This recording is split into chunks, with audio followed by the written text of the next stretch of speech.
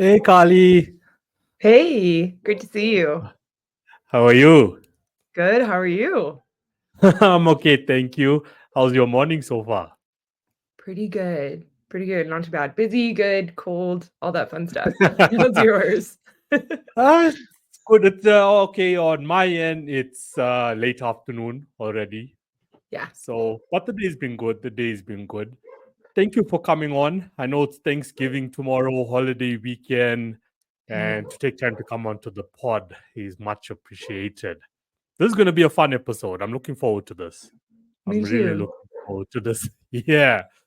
So before we get on to the juicy stuff, like what does a human behavior specialist do, touch on three powerful words that you are focused around: clarity, mindset, and purpose.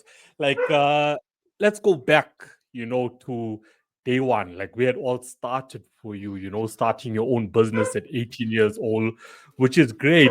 Like, when I read that part, I was like, when I was 18, yeah, of course, I was like hustling and I had like DJ gigs and so on, but I never really had a business at 18 years old. So let's start there. Like, where did it all start for you? Yeah, it actually began because I started going to college, which was an interesting experience. I actually had something really specific in mind I wanted to do at the time. I had watched a documentary on National Geographic. I loved animals. And very specifically, I heard about animal husbandry, where you go and you learn how to breed like exotic or endangered species. And then you would be able to travel around the world. And like I'd live in China for 6 months to a year and help like pandas, come back from the brink of extinction, stuff like that. I couldn't figure out where to study that when I was going to school. And I asked them at college, and this, by the way, was just probably a terrible college advisor. I know most college advisors aren't like this uninformed. And this was before Google and ChatGPT. They told me that it wasn't available. They didn't know where I could do it and that I had to be an animal trainer. And it was funny because my brain had created the perfect opportunity for me to travel around the world, see the world, get paid to see the world, and also do something I love. I still love animals. And when they gave me this other offer, Yeah. it was, you're going to be a trainer at SeaWorld. Don't ever expect to be able to leave. You have to be there 24/7. Plan on missing holidays, birthdays, everything. Like you're locked in because that's what the animals require. And I broke down. Like, and I was like, I can't do this. I don't know what I'm going to do anymore. And so when that occurred, my parents stepped in and they're like, do you want, because I had been making skincare and it was becoming like a real hit with friends and family.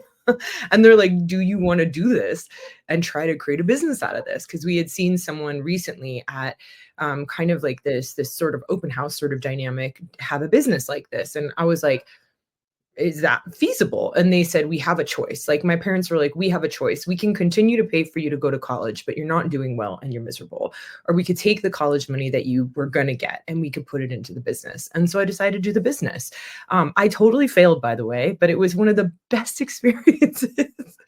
And I laugh because my husband present day is like, you're going to go back to skincare one day. And I was like, I probably will. Since that time, I've learned about marketing and branding and understanding client niches and all this dynamic, which has been really quite inspiring. But yeah, I definitely didn't have enough information. However, still, like the opportunity, and this I think is just something for every individual business owner, potential entrepreneur to hear, the opportunity to try and fail over and over again and be like, what could I have done differently? And you're like, yeah, it could have worked had I done XYZ. Right. And you Yeah, and you go yeah, back yeah. and you're like, maybe I will do it again one day. Like I could figure this out. So it's really kind of a fun dynamic to give yourself permission to try and fail. Yeah. Yeah. Yeah, yeah. I agree with that. I agree with that. Like for any up and coming entrepreneur, or even if you're an entrepreneur currently and you're still feeling at certain, objectives that you have for your business, it's part of growth. It's part of the journey. You have to Yeah. fail to learn, not what they tell you in school to pass, pass, pass. No, you need to fail, fail, fail to actually learn. So Yeah. that's quite cool. So from there, so after that, what was next for you? Yeah, so after that, what was next was I definitely didn't know what to do again. So I was like, maybe I try going back to school, but this time I thought I'd go back for fashion because I like that. And I had an opportunity to work in the fashion industry. So this is where I was offered the only position that was available was executive assistant, which is totally fine because I was like, I have no college background, I have no education, I've never worked in this industry before, and I was like, I don't really know what I'm going to do, but I know I love this. And I think what's really helpful too is just, when you watch people who work from the bottom up, right? So I had a dad and a mom who I got to watch grow business. That was, I think, a really unique opportunity. And also, I saw it with my aunt and uncle as well. So I kind of had a family of entrepreneurs around me and I watched them. I learned that you can start from scratch and make your way up. And it didn't matter what anyone says. It matters the time you put in, the effort you put in, and how you handle challenges and how you overcome them. Like that's what I got to witness. And so when I got an offer to do something, which, basically I'm ordering coffee and drinks. And I remember one day it was just like I spent all day finding patio furniture and ordering patio furniture. That's where I started at that company. The cool thing is at the end of it, like I made some really close connections with some other individuals who are higher up, basically on the food chain there. And when I ran out of things to do, I would go to them to get help. I became that person's assistant. Eventually, they trained me, and I became marketing manager at that company, which is insane. So it's Wow. when you think about it, but it's like if you just give yourself the chance to take on those opportunities and work your way from the bottom up. Everyone can do it. Like if I can do it, you can do it. I tell people this all the time. If I could do it, you can do it. I'm not magic. I'm not special. Like if I could do it, you could do it. I put in the time, I put in the energy, I was willing to learn. And also what's really important to remember is focus on things that are fulfilling and inspiring to you. Like if I had done that in a Yeah, different yeah, yeah. industry, it wouldn't have been I wouldn't have worked that hard, but I do love the fashion industry. So getting into marketing and working on ad campaigns and, all that different dynamic. And I got to work with some of the retail stores. It was like really inspiring for me, really inspiring. So make sure when you're working your way up is that you're focused on something that's so inspiring to you. Like even if you're not getting paid much in the beginning, you're like, I want to do this because I'm getting such an experience and I'm learning so much. And you'll find that part and drive inside of you that is like, let's work our way up, and I did that for a while and I just kind of kept jumping around from like these places to places. I had a really great opportunity to continue to work with small businesses where I could kind of be an entrepreneur within the companies and help them to grow and scale. And eventually I just said to myself, like, why am I not doing this for myself? Like now I'm just building other people's businesses and I'm like, I think I can make more money doing it on my own. And so that's when I started coaching. And I didn't just jump out, by the way. I want to make this clear too. I actually did jump out at first. I lost all my money because I got sold the fantasy that we can just build a business and all this stuff and high ticket clients and all that crap they feed us. Like building a business takes time. It's taken me over a decade to build a stable business. And yeah, and that's growing, right? Like it's taken me a decade to get there. It's a long time to be able to be certain that I'm going to have referrals and repeats and I don't have to go crazy marketing and advertising. That took a really long time to create that. And so just be prepared to invest that time and energy. And once I realized that, I did go back and I got a part-time job again, right? And then I started to build my business on the side. And once I had certainty it was stable, then I actually left that company and I did this again. But I think that's really important for entrepreneurs to hear is don't have unrealistic expectations. Don't buy into the fantasy. You can make $1 million overnight. If you do, good for you. Great job. Like that's the unicorn ideal, but like most of the time, keep your job, keep your finances, keep your stability, because it's going to make you a better coach, service provider, product provider when you're not like stressed out about like day-to-day finances for sure. Yeah, I love what you said about the experience, like you could be working at a job and you hate it and you come home and you're miserable and you're going to sleep but full of anxiety. But the experience that you're actually gaining is going to assist you further on in your life. That's happened for all of us, especially um like I should do like a lot of admin when I used to work also full time, and just like yourself, it was like focusing on my record label 50% of my DJ career. And then, okay, I needed to also, bring in money at the same time. So 50% I was also working. And I wouldn't say it was all that bad, but I knew there was always something, missing. And I knew one day would come where I would just like go all in, take the risk, take the jump. Whatever happens, happens. But when I look at how I run the label today and all the admin that is required to actually run the label as well, which I still don't like, I hate it. I absolutely hate it. Yes, I love to make music. Cool, no problem. I love to promote artists. Yes, no problem. But I hate the admin that comes with it. But if it wasn't for having those jobs back in the day, I wouldn't even know how to use an Excel spreadsheet. Right. Yes. So, you know, so that experience, it taught me, okay, how to actually run the label, run my life, even run the podcast itself, using an Excel spreadsheet, keeping a list, keeping track, who's next, who's done, who's uploaded, who's recorded. So experience does count. I agree with that. I Yeah. really, truly agree with that. So your life has been like a transition from cosmetics to fashion. I guess those two are linked, it's coming from the same industry. and now we and now we're talking about human behavior, Yeah. So which seems like that's like fulfilling for you. Like after all that you've gone through or wherever you've worked, the great experiences and the contacts that you've made and building your client base and so on. Like how did that transition happen? Where did you see now where that, which is so critical also within the music industry, especially in the independent space, like behavior? Like how did you transition to that? Yeah. Well, and I think this is the interesting thing as well, is even though I was in these specific industries, I've been technically in human behavior my whole life.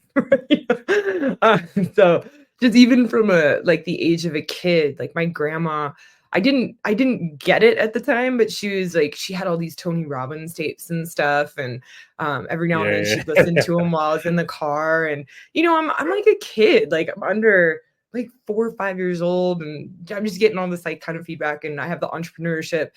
So there's a lot of personal development dynamics that were going on. So it kind of get fed in at an early age.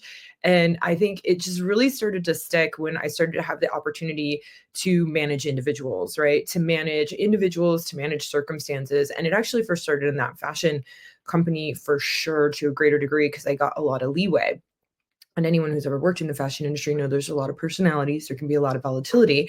And it's like, how do you manage your team, your crew? When I'm on set, it's like, how do I make sure everyone's happy? Because people are really, they get really frustrated with each other. It's super Yeah. but I really enjoyed it. And it was like, okay, how do I do all this and make sure like the client gets what they want and all these different dynamics? So that was really enjoyable. And I just remember how I incorporated it into each office, because what you'll also find is there's a certain level of volatility that some of these owners would have. And it's like, okay, well, how do I get the team on board? How do I get people working, even though we're in a stressful environment and we're in a crunch? And so it was really inspiring, because I got to it's the first time you get to be a leader, but you also get to see how people can come together, right? And what you do and how you connect. And that's human behavior in itself. So this is why I love business. And I do a lot of business to business stuff, because business and human behavior to me just goes hand in hand. So when I first started coaching, I hadn't seen that link quite yet.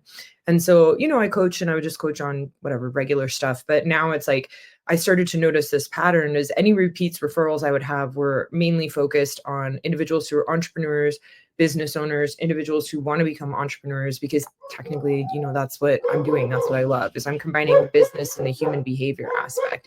And so, yeah, they definitely go hand in hand. And it's not just running our business, but it's also running ourselves as the business owners. So it doesn't matter if you have nobody in your company and you are the admin, right? Which we all start as the admin in the beginning of our company, right? It's rare that we don't. If you're the admin, there's a large level of personal development we're doing with ourselves. And then if you have, 1,000-person company, like there still is the personal development dynamic, like we all have this assumption that all these companies we see and we watch are doing amazing things and they have it together on the back end, but there's a really low percentage that do. And it's not because they're ignorant. It's not because they don't know. It's because it's actually pretty hard to implement on your own. And that's the truth, you know? And so it's like finding those structures, those systems to be able to organize it to such a degree is really helpful. And if you can start, if you're a beginning entrepreneur and you can start now, that's something my husband and I learned as well, is like start earlier, because if you can think of any business that you're starting or growing as a potential sellable business, it's like, who would buy that? What would be necessary? And are you actually taking the steps, not just to build a business, but make a sellable one? Because after, this is coming from this individual over here who loves to have businesses, coming from someone who loves to have businesses and has built like so many. And like, I'm like, every single one, I laughed with my husband. I was like, the next one is going to be sellable. I was like, I'm not building another business that is not sellable. And he laughed and he's like, this is a great idea. And I was like, solid. So that's like our new thing, but something that we didn't think of back then. So it's like, if you haven't thought of that yet, this is your prerequisite now. It's like, how do I make this sellable so that you're not just building something that relies on you, and then when you're done, it's done, but you can't sell it, you know? Like, what if it was done and you could sell it? How inspiring would that be? So even though we think we can do all this stuff later, my suggestion is start now and put it in place now, so that when you're ready to shift, and if you want to transform into something else, like, you have the opportunity to create something that's sellable. Wow. I'm blown away about, all that you just said, how behavior fits in with business, which makes so much sense. I'm not too sure, like there's this book I'm reading at the moment, and it's around emotional intelligence. To be an emotional leader these days is like more important than being like how you were, back then. Back then was all about like, okay, being the boss. Here's the instruction, go and do it. Yet the person going and doing it is unhappy actually doing it, because you don't understand, how they're actually feeling emotionally about it. So do you agree with that? Does that fit in also with like what you do, focusing on emotional intelligence? Yeah. And emotional intelligence too is it's like sometimes we think it's the ability to control our emotions, right? But the reality is you're not always going to be in a circumstance where you can control your emotions. If you walk into the business and you find out an employee has been stealing and siphoning off money, I had a client who lost $10 million as a result of that over a certain period of years. It's a lot of money. He's not going to sit there and he's not going to be calm that day, because he had to fire a significant quantity of people. He had to let go. He had to restructure the business. And that is really hard on someone. And it was something that he had never expected, because it had come from a colleague that has been there for decades. It was 30 years. And on top of that, they were really good friends. So they like never expected it. That was like a slap in the face. When we think about emotional intelligence, it's like there's also a time and place to have like these emotions come into the company. Having that business owner break down, cry, like get really frustrated, let employees know like this is not what he wants. He'll do the best to get him back. If he can help him, like whatever he can do, like he's going to try to do. Like that's something you want to see as an employee, right? You want to see someone freak out when that happens, because you're like, oh wow, this guy really does care about me. So let's think about emotional intelligence of not trying to avoid or control ourselves and think that being non-emotional is like the best thing on the planet, because that's not true. It's understanding that our emotions are also feedback, and they're feedback for other people as well. So depending on the level of challenge an individual might bring forward, which is also you as the owner. If you challenge an employee to a certain degree, I've yelled at old bosses, like 100%. Like I can go to moments where someone had asked me to hide money and basically steal a significant quantity from someone. And that day in the office will go down in history. I was screaming. I'm pretty sure like other offices could hear, but like I did not want to do that. And I was like, I'm done, and I was like screaming, and it was a really intense situation. But that also, like me, would it be emotional intelligence to just be quiet? For sure. But at the same time, like I also, by blowing up, gave everyone in that office the opportunity to reflect on what they're doing and how much trouble they could get in. What is the cost of going in and taking like a quick, basic, like instant gratification hit because you saw an open door to grab some extra money? What's the cost to your life? What's going to happen to the owner? Where are you going to go? And so without that emotional like outburst, like you wouldn't have that. So first off, when we think of emotional intelligence, it's also understand the feedback. You know, if something's occurring and something's going on, like understand why it's happening and humble yourself to know that oftentimes people do have a reason. And it's funny because I was just working with another individual where they had pretty emotionally volatile employees in this one, it's in a construction thing, but it's in this like one specific job site. And when we looked at it, as opposed to being like, gosh, they're so annoying and they don't have emotional intelligence and they shouldn't be complaining, they looked at it and the manager said, we accepted a job that we normally wouldn't accept.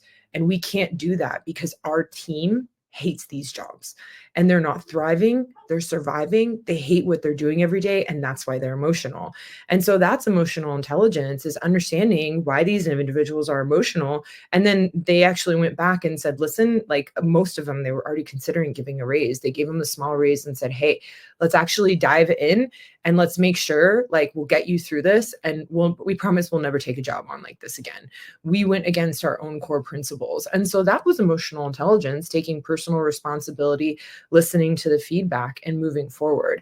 You know, so it's really outside of just like, I need to be unemotional, I need to look perfect, I need to have my stuff together. It's more, how are you actually managing these situations on a day-by-day basis?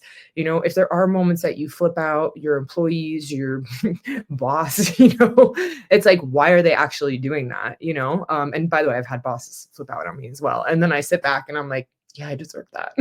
Yeah. And sometimes I'm like, whoa, I did deserve that. And then I look at what I did and I'm like, whoa, like my bad. Like I totally get it, you know, and I'll sit there and I'll just take it. And I'm like, yeah. And then they say, if you don't like get it together, I remember one of them saying like, if you don't get it together, like I can't have you here. I want you to be on the team, but the values of the company. And I looked at her and I go, you're right. I was like, I was out of line, you know? And so it's like having the emotional intelligence is also being humble enough to say like, hey, I messed up, you know, and how do we change this and adjust this? So it's a real dynamic situation. And as opposed to thinking it has to be one way or another, it's like diving into each detail. And one more example I want to give too is like the emotional intelligence is, you know, these are all different examples of how we're tackling people based off of certain circumstances. And that's true emotional intelligence, right? So if I'm in a construction crew, which I work with a lot of companies in construction, they definitely swear more, right? They're more rough around the edges. They're going to approach a challenge in a situation differently. And I have a client and he has a company in Vietnam, and it's a different dynamic. Like he can't swear, he can't raise his voice. He has to have like a very professional, very like nurturing tone on a regular basis. But that's also emotional intelligence. And if I pop him into the United States in a construction environment, he can adjust and change and just, you know, be completely different. But if I pop the construction guy into Vietnam, he better change that dynamic too, because that's your audience, right? So emotional intelligence is also being able to adapt to the changes depending on the audience you have, you know. And it's like, who are your people? Who are you talking to? It's a lot, but it's also really fun. Yeah. I can imagine. I'm just thinking about something now. Like just okay on the topic, but like something that's currently happening, like in my own personal capacity at the moment. So I just got like subcontracted to this guy who has about like 3 venues locally. So he does, you know, your 21st birthdays, 16th birthdays as well, your weddings and so on, any type of function. So he subcontracted me to be like the resident DJ for these functions. And like we're 2 months in, but this dude does not know how to read people at all. Like he's just like all about the money. So like I'm 2 months in and I've got this gig, this wedding on Friday that's coming up. And I told one of the head chef that actually worked at the venue, like, I think this is like going to be it for me. You know, like this is going to be the last one in. And keeping in mind, I'm only 2 months in to this agreement because he just doesn't get like emotionally where I'm coming on when it comes to certain things to do actually what I am contracted to actually do. Mm-hmm. So it's for me, it's like we're in this era where, you know, whether you the owner or whether you, in this case, I don't work for him, I'm subcontracted to him, but I mean that he has a lot of employees on site as well that feel the same way. But if you don't understand people emotionally, what they are attempting to tell you, you know, you're going to end up losing good people as well. So being a Mhm. leader comes, with that responsibility. Like, you really need to understand people emotionally where they're coming from, Mhm. Yeah. because people are just going to say, cool, no problem. I don't need this. I'm out. Because I feel Mhm. like my mental health and how I'm feeling emotionally is more important to me than what you're offering me, no matter what Yeah. the amount may be or what the opportunities may be. That's how Yeah. I feel. And what's You know, interesting is you say that too is like I have an individual who's building a business and she'll do really well. Their connections, her contacts are amazing. And that's why companies hire her.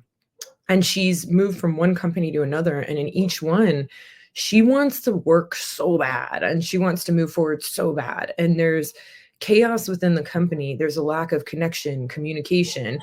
There's a lack of organization. So she keeps getting stuck and jammed in these spots. And she keeps trying to move forward and she keeps trying to help things build and grow. And she's not able to. So what has she done? She's left. And now she's your competition. And her connections and her contacts, when I say they're on point, I'm like, they're on point. Like, this woman's super genius. And so she's going to utilize that to start a business. And the crazy thing yeah, is no matter who she even brought to that company, they'll follow her because she's that girl. Like, she's that yeah, girl, yeah, yeah, that strong. And so it's like, it's true. It's like pay attention to what's going on within. And this is where I say, like, it's wisdom to start when you're beginning to start to put in, understand your culture, understand your culture, understand what's important to you. You might hire someone like her thinking, this is what I want, right? But if you're not clear on your short-term goals and your long-term goals, you might wind up hiring someone that you actually didn't want. You don't want to put in the energy and effort to put into action these goals that you thought were the next step because you're confused and you're not clear. So you bring in someone who's frustrated, angry, brings in some business, probably going to take it away later, right? Start your own company, you now have competition. Like, all this yeah, can be avoided by probably not hiring her because you got clear in the beginning. She's amazing and she's not what we're looking for because that's not the direction our company wants to go. But because they're unclear on where their company wants to go, they're hiring the wrong people. So now you have an A player in your business that you can't apply to your business. And that becomes an issue. So it's not just about hiring A players. You could hire the best employee, the best individual on the planet, but if they're not aligned with what's next for core values and your vision, there's still an F for you. Like, it's just not going to work out. So you want to make sure you're very clear as a business owner on what your values are within the company, where you're going, what your short-term goals and long-term goals. So anytime you hire someone, you're not just hiring someone for their background, but you're hiring to make sure they're in alignment with all those different dynamics. And then not only will you have the A players, but you keep them. When you listen to companies that have people who love working there, what you hear is this dynamic of, I get to do this. I get to do this. This happens at the company. It's so cool because we have this or we have that. And you see that they really love it. But also, it's not because the company's great. It's also because they understood who they were, where they were going, and they hired the people who fit that. And so it's like bringing someone into their family that's a perfect fit. So, of course, they love it. And it's like, don't you also want to have people who love what they do every day? We live in a world where so many people wake up and they're miserable in their jobs. Like, the better we yep, get yep, at doing this, the more that we get to have people who love what they do and wake up and say, I get to go to work. I want to go to work. I'm a little tired today, but it won't be that bad. Like, yeah, yeah, yeah, that yeah. dynamic. And I think what's cool is, One, like, that's your opportunity as a business owner. You can impact the world just by, like, making people enjoy their jobs. Like, you have no idea yeah, the impact that has. It's insane. It's one of the biggest challenges we have. People just don't enjoy their jobs. You could change yeah, that. yeah, One person. yeah, Yeah. yeah, It's really yeah. cool. No, no, 100%. But Mhm. I think we get in there. There's companies that are changing their culture bit by bit, even if it's a small bit. You're still going to have a good, high percentage of companies where, for the owner, it's just about bottom line at any cost. Doesn't matter what lines are crossed. It doesn't matter who are hurt along the way. You're still going to have those guys out there. But unfortunately for those guys, and, also now aiming at the music industry again on where that's going, for those guys are going to continue, with that sort of mindset, you're not going to last. You're really not going to last. People don't want to work with, asses. I'm just going to say it, asses any longer, is what it is. Not in this world. There's nothing that you can like really offer me that, someone else can't, or something I can't find online in 2024 or can't master and do myself. Mm-hmm. So if you're going to sustain yourself, you need to really understand people and the people you're working with, whether they directly employ to you or, it's just a network of individuals that are working together. That's how I view it right now. And here's the interesting thing too, is these companies, even the most stressful ones, they're still going to last. But when you're building a company, this is where I'd love to challenge you.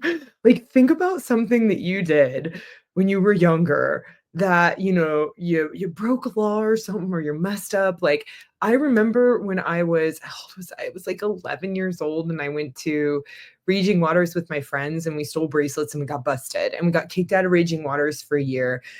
My her mom found out, my parents weren't there, and all of a sudden she said she wouldn't tell my parents. We basically got a slap on the wrist, right? But I just remember until I was 18 years old, because that's when I knew it would go off. I thought it was on my record until I was 18, which it wasn't on any record, but that's what I thought. I was so scared. I was so scared. I was like, what if my mom and dad find out? What if so-and-so finds out? What if anyone finds out? The level of anxiety I had in the back of my head as a result of that one thing just made me think, like, it is not worth it. Right. And it's like, I want my brain to be filled with challenges and noise on solving problems and solutions, but like, let's choose to focus on that noise in a more productive way, right? So as opposed to doing something like that, and this is why I suggest it's like, it's not even about like the morals here. It's just like, give yourself permission to not be freaked out about taking shortcuts. Like, take the long road, because that long road will give you the emotional balance and the fortitude to be able to have more noise around something that's more inspiring.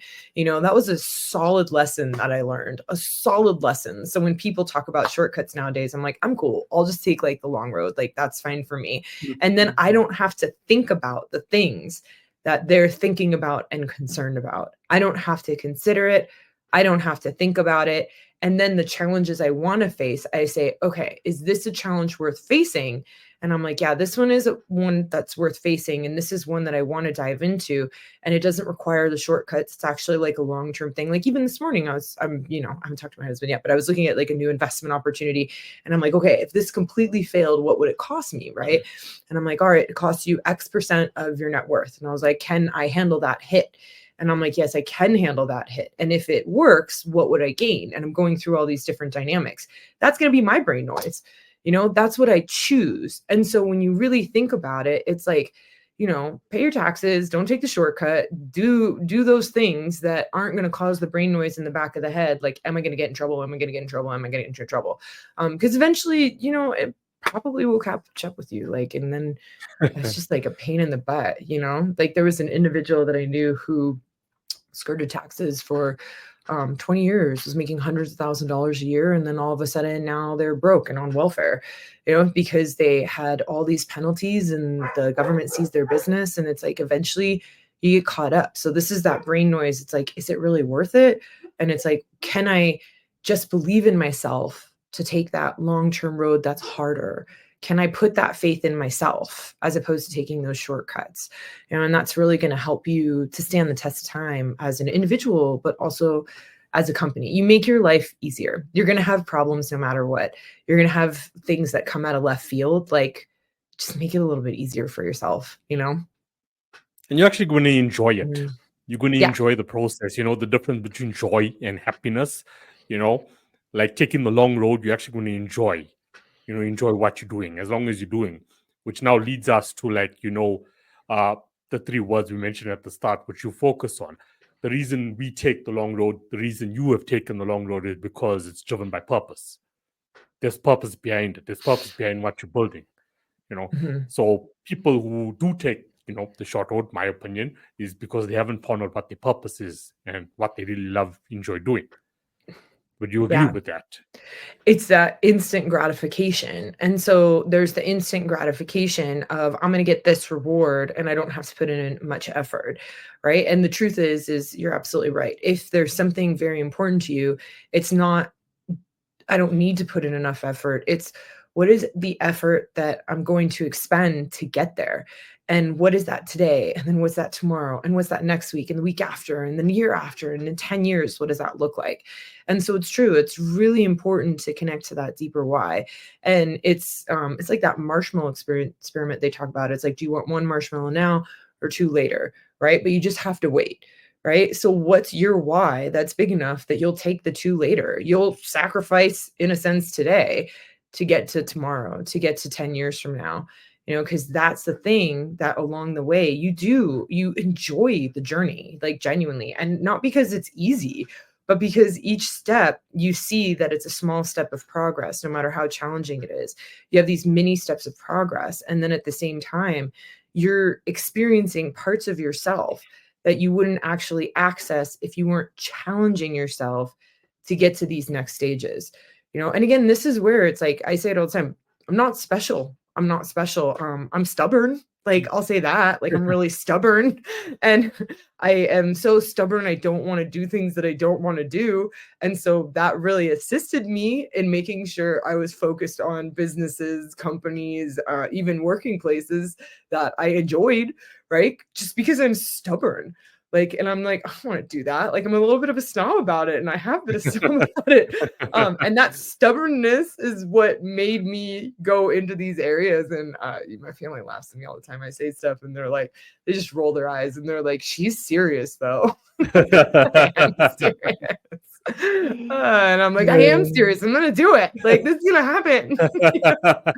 And sometimes it happens, and other times I'm like, yeah, I was way off, guys. And they're just used to it now. They're gonna get it again this weekend. It's holiday weekend, and I'm about to post something else, and then they're gonna be like, she's being crazy again, but we'll see what happens. And like, that's it. And so it isn't that I'm special. It's just that I know what I love and I know what I enjoy, and I'm stubborn enough to stick to it.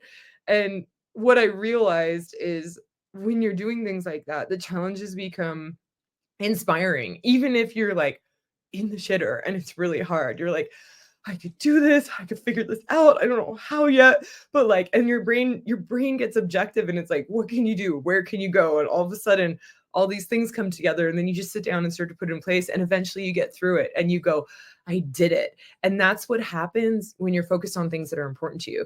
Because if you're focused on things that aren't important to you, what'll wind up happening is you get exhausted, you get burnt out. And in those moments that you have extreme challenge, you don't actually even want to overcome it because it's just internally not valuable enough for you. And so you back off, you procrastinate, and you let it fail, right? Which I've also done. I have a lot of those things in my life where I've just like let it fail. And I look back and I was like, wow, that was not valuable enough for me to make that actually happen. Like, I see that now. And it's like, okay, cool. Now I know more about myself and more about like what to invest time and energy in and what not to, right? And so this is a really interesting thing too, because this is where I would say true success lies, is not even in being successful, but following and pursuing a mission that's so inspiring to you, you don't want to give up. That the choice isn't to give up. The choice is to maybe give up the current path or way you're doing it and find another way and find another form. That's what becomes inspiring, which honestly, it depends on what's important to you. Sometimes it's family. Sometimes it's like, I have people who are having kids, and that's like the most important priority. Even wealth building, it might be that, right? Like, I have high priority on wealth building just because it's like the things that I can do with it, which is all around business, right? It's like the businesses I want to create. And it's like, okay, how do I do that? How do I do that? How do I do that?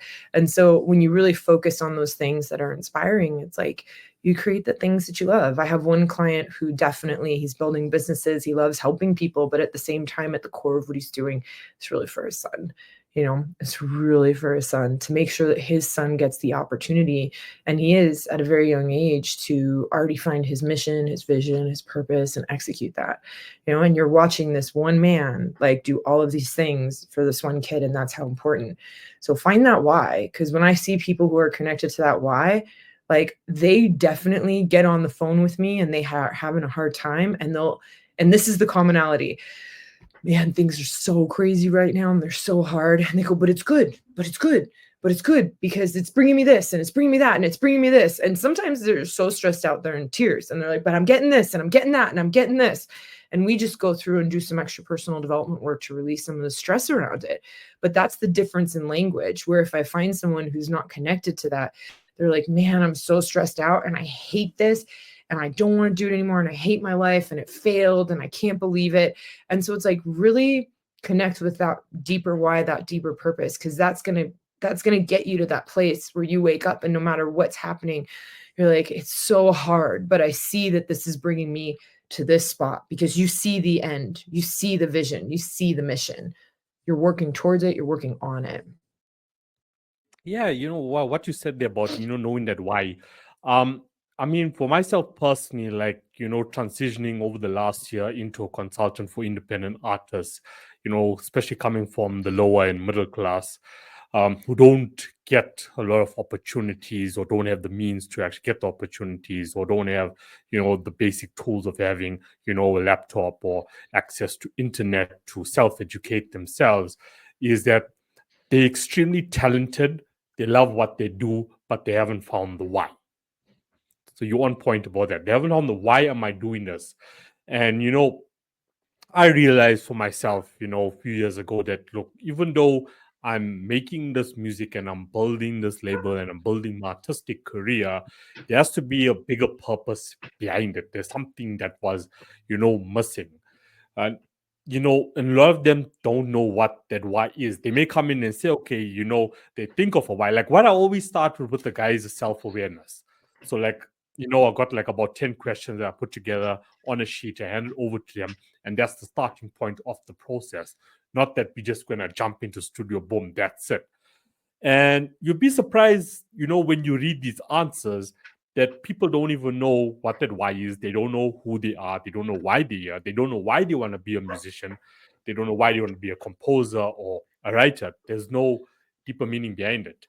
And that's their downfall. And 2-3 months later, that's it for them. They've given up. They've gone back to where they've come from. So, question I can throw at you is like, why does that happen? Why again? Why does that happen to individuals? Like, why do they give up so soon? Like, why does it take them so long, to actually identify what that purpose is, of why they actually want to do what they say they want to do? There's the potential fantasy around the music part, right? Like you see a lot of musicians present day and you might put them on a pedestal and think, I want what they have. However, you're not actually inspired to be a musician, we've all done this where it's like, I want what they have. I remember when I first started coaching, I would put so many of the top coaches on a pedestal and be like, I want that and I want this. And I sat there and I tried to build a traditional coaching business the way they had. And it just utterly failed. And it just kept failing. And all the things that work so well for other people were not working for me. And I was like, girl, it's time to get on track. It's time, like you're getting feedback. You're failing miserably. You're stressed. You don't want to do this anymore. I'm like, what is it that you truly want to do? And it really made me refocus. And I started doing all the things I wasn't supposed to do according to the normal coaching world. And then my business started to flourish. And now I can utilize those traditional tools, but I utilize them according to my vision and mission. I utilize them according to what's truly valuable to me. And I have my unique business, right? This is a business that is more aligned with what's important to me, right? What's important to me and what I'm inspired by. And so that's a huge difference. Like that's a huge difference. We also want to be careful with that. Like as you're doing that, you want to make sure you're still like serving other people, right? So you want to focus on your customers, but then at the same time, it's like, how does what I love like intersect with what other individuals love as well, right? And so when I talk about stuff like this, it's I will attract a business owner, entrepreneurs that are highly interested or feel like there's something missing inside them, right? Where they're like, oh, I just know I have what you're talking about, Carly, but I haven't gotten it yet. Or it's like, I have a piece of it and I want more, And it's those people who have that like the earning and yearning to be like, oh, I just want that piece and I just want more and I want to feel more of it and experience more and I want to make that impact, right? So those are the individuals I'm going to attract. But when I'm trying to build a business specifically around this way that I thought I was supposed to or should, I actually brought in clients that I was really not enjoying working with. And I've, said this on podcasts before, where they're firing me and I'm firing them, and it's when they're like, I don't want to do this anymore. And it's like, I'll give you a refund. Like, I don't want to do this anymore either. And I had to take a deep look at myself and say, what was I putting out there? And I was putting out there what I thought I should be, not what I wanted to be. Right? Because present day, I freaking love my clients, and they'll tell you, some of them will probably say, I feel like she's my friend. And I'm like, because you are. Like, sorry, not sorry. Yeah, sorry, not sorry. Yeah. When I come into your city, like, you have to deal with me now. Like, you can't get out of this. And I love you, and I love your family, and I want to meet everyone. So that's my life now, right? But I had to take a real hard look at what I was putting out there. And so in the beginning, I had a fantasy coaching business in my head. It wasn't real. It wasn't aligned. It wasn't authentic. So if you're sitting there and you're failing, maybe you don't want to be the musician. Maybe that's not what you want to be. When I first started in the fashion industry, this is also a great example. I thought I wanted to be a fashion designer. Not at all, man. I love creative direction. I grew up on Vogue magazine, and it took me working in that industry to understand that I didn't want to design the clothes. I wanted to help create those photos, right? And so eventually I got to be creative director. And funny enough, what did I say? I worked my way up to marketing manager. There's no mistake there. Like, I didn't work my way up to clothing designer. I worked my way up to marketing manager, because that's what truly inspired and fulfilled me, right? And then my next job was creative director with a photographer. It was so much fun. I had the best time. And so it's like, when you're focused, instead of holding on to that fantasy that I needed to be a fashion designer, when it didn't work, I let it go. But I focused on what gave me the most inspiration, what I felt the most enthusiastic about, right? Again, this is where the stubbornness comes into play, that it really served me, where it's like, I don't want to do that. I don't enjoy that. Back off. And I'm like, I just want to do this. Yeah. And if you want to get that, I'm going to find someone who will give me that, So yeah. Make sure that if you're utterly failing and you're not loving it, it's probably a fantasy. It doesn't mean that the industry is a fantasy, but perhaps you would love to do something else within that industry. The music industry has so many different jobs and so many different aspects. It's wisdom to go research, look it up, see what's in there, see what you can do within it, and find out what would be the most fulfilling to you. Go in, get jobs, try things out, and see if it actually works, because you might be surprised as what you love the most. I have people who are singers and they love singing, right? I have individuals who are those clients. I have some who have done production, right? And then I also know some who just love to do lighting for the stages, and that's it. They just love that so much. There's something for everyone in these dynamics. Everyone. There's people who are producing it. There's people who are designing the album covers. One of my brother loves music, and one of his favorite things is he loves how albums are designed. His favorite albums that he buys is he'll show it and he's like, listen to this. And he's like, and look at the cover and look at how the record, he loves records, is designed. He's like, doesn't the music feel like the design? And I look at him and I'm like, it does, bro. And I was like, it's really cool that you notice that. And also that's someone's job. That's someone's job. So when I say there's a job for everything, I mean there's a job for everything. So if you're not the singer that you thought you wanted to be, and that's not working out and you're giving up, find something else in the music industry that you absolutely love to do. Go play, go explore. Life is there for you to experience it and figure out what that thing is that you don't want to give up on, and then go dedicate your life to that. You'll feel a lot better. Yeah. For me, it's something that you focus on, which is mindset. It's the conversion of that mindset, and just about thinking different, like quantum thinking. Yeah. And that, I feel, for me, you have a valid point in saying, okay, is this really for me, or should I be doing something else?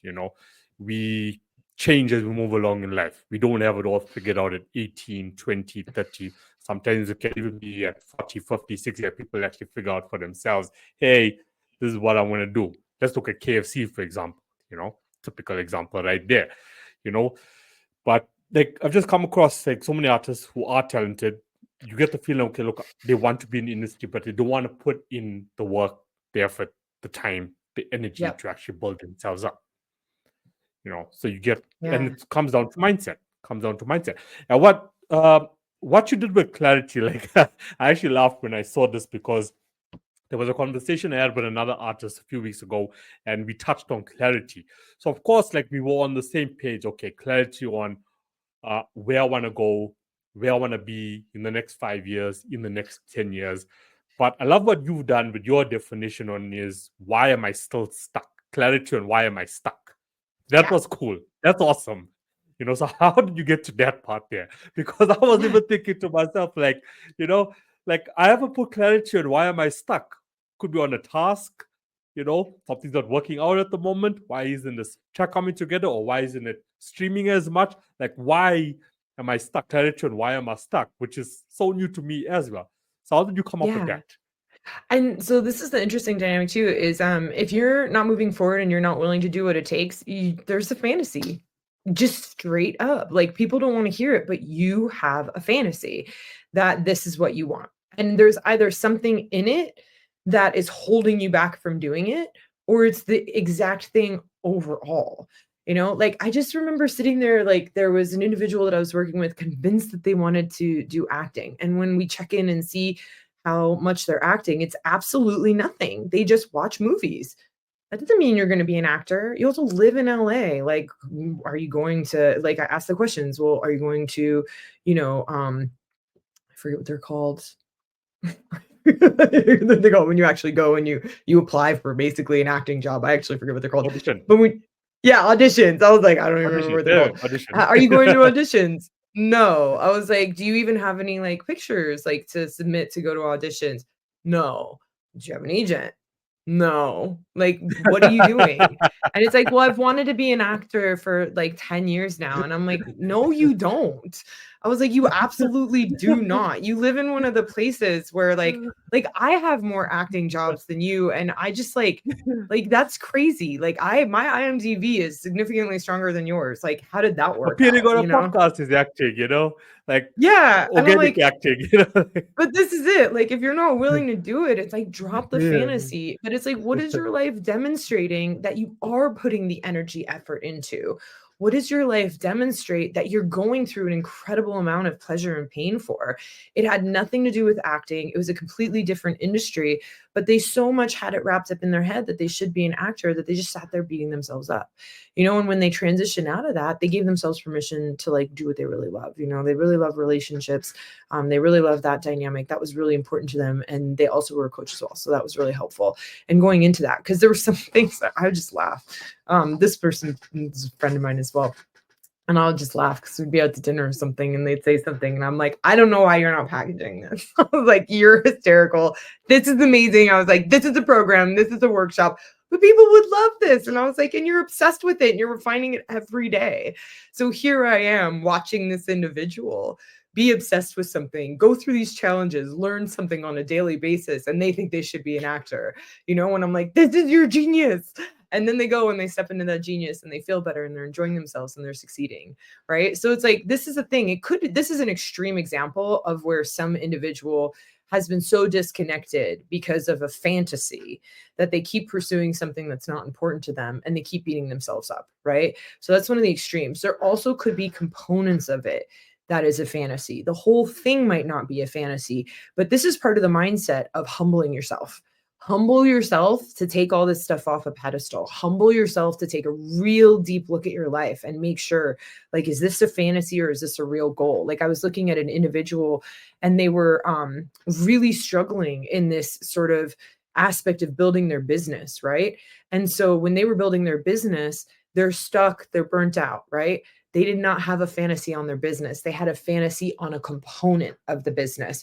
They were trying to become like an online influencer, but they're not an online influencer. They already have a massive speaking background. They're already getting paid to go to speaking events.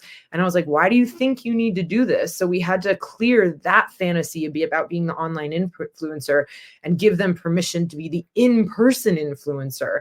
And now that same business is thriving. So when I say this takes a deep reflection of yourself, it truly does, because you could be like that one individual where the whole thing's a fantasy, or you could be like the other individual where that just one part is the fantasy. Because after they shifted that, then it started to move forward. Then they started to get ideas. Then they started to get inspired. And the things that they were procrastinating on before, they're like, I can move forward on this now because I was just going in the wrong direction with this one thing. The one thing was a fantasy. So that's why it's really important to get to know yourself, pay attention to your goals. When you're giving up, you're getting burnout. Is there a piece that's a fantasy? Is the whole thing a fantasy? And we can ask ourselves questions like, this is where the quality questions come in. Like even that person with just the piece, like I'm asking them questions. Well, what's your life demonstrate? What are you doing every day? And they are working on their business. They're working on their business. They're working on understanding, learning more about the business. And so I'm watching, not like the actor, right? I'm actually watching this individual focus on this on a daily basis, but it's just this one piece that's not working. So I just know there's one piece in there that's a fantasy, and we just crush that one piece. Where the other individual, I have no evidence of acting, nothing at all. And so then I'm like, this whole thing is time to crash and burn, like Yeah, this whole yeah. thing. And so that's where it's like really pay attention and do a deep dive, ask yourself quality questions. What does your life demonstrate? Because your life demonstrates 100% what's important to you. 100%. Yeah. I'm having some throwback memories now. Now this all just makes so much more sense to me because I'm I'm thinking about my own path. Like of course, like music has always played a role in my life. I've always been, in love with music, always knew I was gonna do something with music. And it started, with DJing. Started with DJing in school, on to college, and then I went professional, like at 24. And then I should see all these guys and all these other DJs also we're coming up together. But I could also see what was wrong with the industry overall, even if it was just in the DJing component of it or the event component of it, because we should also host events. And I sort of like isolated myself, or like my crew and I were like isolated ourselves. We considered them to be like actually mainstream. And I should always like wonder, like, okay, I'm just as good enough DJ as them, but they're getting like gigs at this place or at this place or at this festival, but I'm not. And it's like what you said right there. Me thinking about where they performing was that fantasy, if I'm making sense to you with what I'm Yeah, saying, totally. because the deeper purpose behind Kino was to actually start something that was going to fix what he saw was now wrong in the industry. Now I'm like got like a script going down there for you now. So what you're saying makes so much sense. So that was like my fantasy, but the moment in my life where I started to look deeper and deeper and deeper, what I'm doing now was actually what I'm supposed to actually, be doing, not being the DJ performing at a festival. That Yeah. was, I'm just thinking about it now, so that was my fantasy. So yes, I'm still involved in the music industry, but that DJ, okay, yes, I still do DJ now and again, but not as much as I wanted to, because it was fantasy, you know. Yeah. When Isn't I it so look deeper cool into when it, we realize it? yeah, yeah, yeah. Wow, wow. Now I like, now I understand why. Now I understand why. Yeah. It wasn't meant to play out that way for my life because I wasn't fully aware of who I really was and what I was Yes. really passionate about and what meant more to me. You know, if DJing meant more to me at that period in time, or even in this period in time, then I would be performing at these festivals.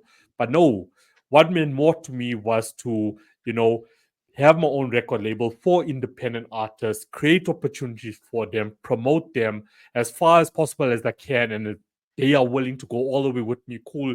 We're going to make it together. Fail, cool. We're going to wake up, we're going to try again. Be on a podcast, start a consulting agency, look for the loopholes, the gaps, fight, the corruption that actually happens within it. So that meant more to me than being a DJ. So yeah, thank you for that. I just had Yeah. that wake up call now myself. Yeah, That's that's cool. awesome. It is cool. I'm so glad it came Yeah, too, because it's so helpful to yeah, hear these like real life examples. Because it is, yeah, people be up all the time and they're like, oh, I should do this and I should play in front of all these people. And it's like you're saying, no, man, that's not my path. But I did have a fantasy that that's the way it was. And it's funny because it's like, it doesn't mean this path that you took, it's not any easier. It's yeah, like, it's yeah, not yeah. any easier. There's still so many challenges, but you're so inspired and fulfilled. It's not even a question in your head, am I going to get it done? It's like, no, I'm going to figure it out. And today was really hard, but I'm still going to figure it out. Where the other one, you're like, I'm done. I don't want to figure it out. And that's how we know it's like that dynamic of the fantasy. And when you free yourself from it, it feels so good. Because sometimes when I just give someone permission, I'm like, you see, you don't have to do this anymore. Do you see, like, this is what you actually want to focus on? They're Yeah. like, yes. And I was like, how's that feel? And they're like, freeing. And I was like, yeah, drop it. Like, go do what you love and be what you love. And it's gosh, it's so Yeah. much more fulfilling to like engage in that lifestyle than sit there and beat yourself up for the rest of your life for not being what you thought you needed, should have to be. Yeah. I Yeah. mean, it was just the other day, it's coming to mind now. I was thinking to myself, there's certain things that I do that just doesn't work out. Mhm. There's always an issue that happens, and then there's things I do that just go extremely well. And I feel like sometimes the brain is just so programmed, especially with artists out there. They're looking at, why isn't this working out? I've put in the effort, I've showed up on time, I've done whatever it takes, but it's not working out. But they're not focused on what's actually working out for them. And now it goes back to that fantasy again, because you're so Mhm. focused on the fantasy of it. Oh no, this is where I think I need to be, and this is what I need to Mhm. do. But it's not working out for a reason. But if I look at the components, as you mentioned, that are working out, you know, that's where I'm supposed to be. That's what means more to me. Yeah. That's why it's working out, because whether it's consciously or subconsciously, I'm putting more effort on that. That's why it's working out, because I love putting more effort on that. Yeah. And these are those This is beautiful amazing. This is quality a game questions. changer, eh? Ah, Yeah. yay. Okay, awesome. And this is like another like, thank you again for sharing, because these are those beautiful quality questions that we ask ourselves, right? And I had to do this in my own coaching practice where it's like, this isn't working, but what is working? And then all of a sudden I see what's working and it's like, why do I keep trying to go this direction when this direction is clearly like opening up for me? Right. And so we ask ourselves those questions. If like these certain things aren't working, what is working in our life? What is working in that industry, in that career? And it's like, where are you being guided? By the universe, by yourself, right? Where's that inner Yeah. authenticity guiding you? And keep following that path, right? And because sometimes people say, like, even when I launch something new, it's like, well, what do you do? Well, I try the things I know.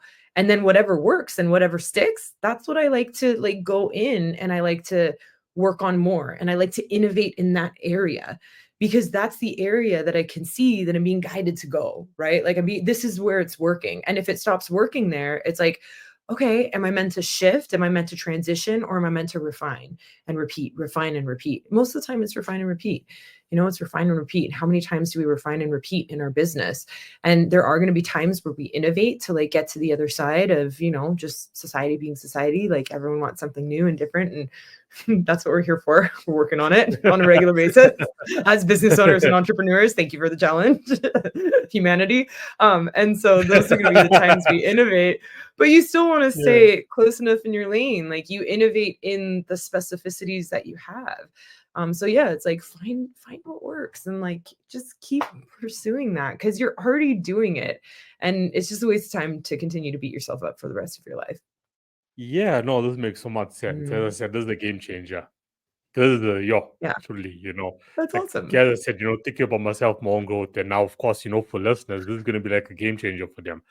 Like also for me, I mean, to assist, artists on their thing. Is this part of, yes, you can be a part of the industry, but do you belong here? Do you truly Yeah. believe this is where you belong?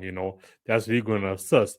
Okay. I mean, okay, we just over an hour now. There's like one last question. Like I want to ask is, like, you linked imposter syndrome to musicians. Like, Mhm. why did I want to get like your view on like why did you link those together? So when we think, and this kind of sums up part of the fantasy dynamic, right? Is the imposter syndrome comes in like when you wanted to be that DJ in front of a lot of people, that's imposter syndrome. That's you looking at a DJ on the outside and thinking, I need to do that. I should do that. That's the way success looks in the music industry. And that imposter comes in and you tried to emulate the individuals who were DJs on the outside. And you have to, when we have imposter syndrome, we fail, right? And I did this, I said it with the coaching too. I went and tried to emulate all those coaches in this very specific way because I was like, that's what coaching is supposed to look like. And I just failed miserably. And then all of a sudden you shift the imposter and then you connect with what's true, which, as you said, it wasn't being the person in front of those people. It's helping those people get there. You know, it's like, I'm going to manage them. I'm going to change the industry. I'm going to do all these different dynamics. Like, that's where your purpose is. And now the imposter is gone. The imposter, the individual that you compared yourself to, or many that you said, I have to be that way to be successful, has now left your mindset, has now left your brain, and you've given yourself permission to move forward in an inspiring way. And so imposter syndrome comes in on a regular basis. And this is where we want to catch, like, it's helpful. We talked about how to catch fantasies, how to ask those quality questions. And it's really helpful because if we think about it, right? Like the first time I ever talked, I remember there was like 2 people there, you know, it was like 2 people. So 2 people. And one day I would love to talk in front of 10,000 people. When I get to 10,000 people, 2 people, imposter syndrome came in and I was freaking out. Once I get to 10,000 people, you don't think it's going to come in again? Like, just because I worked on it Yeah. at a lower stage and I'm doing all the podcasts. Yeah. I've been on like over 100 podcasts now. Just because I've done all this and I've had like a speaking career now, doesn't mean like once I get to 10,000, 100,000, I'm not going to freak out a little bit, you know? And then the imposter comes in again in a different form, right? And so it's like, as you evolve and grow, know that imposter is going to keep coming in. And I know that. And so I even try to work on it present day. It's like, if I notice that the imposter is coming in and I'm saying should, need to, have to, I find out and I say, according to who? And I see who I'm comparing myself to. And then I do a lot of personal development work to shift that comparison to get to the other side. So I can do my best to stay on top of that imposter, because it's going to come in no matter what. Right. And again, it's just like with our evolution, the imposter changes. Yeah. When you were a kid, your imposter, I remember the biggest imposter syndrome I have. Gosh, it was like my sister, my older sister, she's 2.5 years older. Of course, I looked up to her. She was like the sun, moon, and the stars. She was the universe to me, right? And I'm like, because she's my older sister. So she was like the biggest imposter in my head. And I've done some of the most amount of work on her. And not because she's a bad person. It's just because I put her in my head, because she was like the coolest thing to hit the face of the planet for me, right? And so it's like, that was the imposter that came in on my shoulds, have tos, need tos. And it's like, that'll be our start at our kids, is like, who are the biggest influential people? And it's usually brothers, sisters, parents, you know, and then later it becomes our teachers. Then later it becomes our colleagues. All of a sudden we have access to social media to a greater degree. And we're starting to see what some of these individuals in the world are doing. We have more access to interviews with YouTube, you know, so now Elon Musk is becoming a bigger imposter. Maybe one day you get to be the individual who, you know, like you are on Oprah or something. Oprah's going to be the imposter for you in that moment, right? Even though, funny enough, like you're probably the imposter for Oprah at the same time. Like, it's just running through our head on a regular basis. And so it's not to expect it not to be there, but it's to keep asking these questions so that you can catch it, so you don't get stuck for too long. You could get stuck for decades trying to live a life that's not your own and beat yourself up. But the more that you catch it and can move forward, the more that you don't waste your time trying to be someone else and living someone else's life, and the more that you connect with that part of yourself that drives you forward. Yeah. Wow. I think just by focusing, you know, on that, like already like a shift in mindset, you know, to take you in the right direction. That can just transform your life like immediately. As you said, once you catch it immediately, you know, Yeah. that makes sense. I mean, with imposter syndrome, you know, the more you just keep allowing it, that's why your confidence just keeps going down, down, down. Self-esteem is like on decline now. You know, even though you're making those personal achievements in so many other places, like as I said, you know, because of that. So that makes sense to me. I wanted to get your view on that because I know that you mentioned it, you know, in the description. So this was amazing. This was amazing. Definitely. I guess I had no doubts about this show, you know, about the show being amazing. But I mean, yeah. Like, I want a lot of clarity for my life. I'm sure there's going to be a lot of listeners that's going to get that clarity as well. And I mean, this is something that I can just like pass along, you know, whether it even be like, you know, verbally, you know, whether you've listened to the full podcast or not, like, you know, verbally. Like, are you living in a fantasy? Is that component? Can you eliminate that? Is this truly what you want? Does it make you happy? Does it fulfill you? Are you sure? You know, makes so much sense. So much sense. So West Coast Growth Advisor, that's your business. That's where people can reach out to you. Do you deal with international clients as well? Yeah, it's most of my clients are international, which has been quite interesting. But yeah, Nice. it's a lot, just worldwide. So Yeah. Most Yeah. of it's And on well, Zoom, and then sometimes I travel, especially for like the business to business stuff when I'm doing just in-person business events and stuff. We'll go travel and whatnot, but a lot of it, the rest of it is able to be done on Zoom, which is really inspiring. Mhm. cool. I know you're on Instagram. Is there anywhere else people can find you? Yeah, Instagram, LinkedIn, and also Facebook. Yeah, but I think I'm gonna put a lot of my focus on LinkedIn and also Instagram just because I love photos and I get to go on Instagram more. I love photography, so Instagram's my Yeah, jam. yeah. I mean, Uh, there's so many platforms mm, out there. You just have to find. Everyone has like what works for them. yeah. What works for me. This works for me. Instagram works for me. Facebook works for me. LinkedIn works for me. For some people, YouTube works for me. Someone asked me today, like, where am I focused on more as an artist? And with the podcast, I'm like, Spotify. I'm like, I don't like YouTube. I've just started on YouTube recently, but I don't like Mhm. YouTube. Like, Spotify is like my home ground. That's where I love to be for several reasons. I'm not going to mention all those reasons right now, but that's my home ground. So we're like bulk of podcasters, and okay, me are mainly podcasters, not really going to focus on artists. I'm focused on YouTube. Like, Spotify is my home ground. That's where like I've gained growth. That's where I want to gain more growth. I love how the innovation that they bring into, because they're all just competing with each other, at Yeah, the end of the day. You absolutely. know, so Absolutely. they're all on the same level anyway. But I just love to grow on that platform. So yeah, cool. Now this was tight. I love this episode. Thank you for coming on. Yeah. Keep doing what you're doing. It's amazing. It's amazing. Same. Yeah, thank you for having me, and you keep doing what you're doing. Thank you. I Mm. can only do what I do well if I have people like you come I onto the know, vice podcast versa, to by share the way. dopeness. You know Yeah. what I'm saying?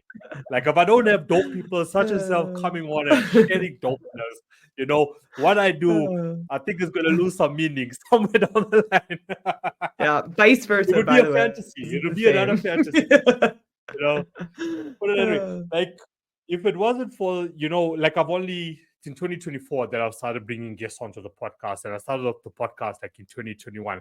And since 2021 till date, it's just been me on the podcast each and every single week, each and every single Sunday, just on the podcast. And I guess, there was a lot of things I need to learn to adapt to. And if this never happened for me in 2024, I would probably be thinking to myself, next year, like, okay, I would probably wouldn't even be thinking myself. I'll probably still be living in a fantasy, that this 100%. is actually. Now I know that I'm not living in a fantasy. That this is a component of my career. Being in the industry that actually does work, and I'm Yeah. happy about it. It makes me happy about it. So thank you so much for coming on. Um, Such an episode, is really going to help a lot of independent artists Yeah. figure their Thank you life so much out. for having me That's what they need. They need to figure their life out. and do what they Okay, love. enjoy your Thanksgiving, enjoy your holiday weekend. Much love to you and your family. Have a good one.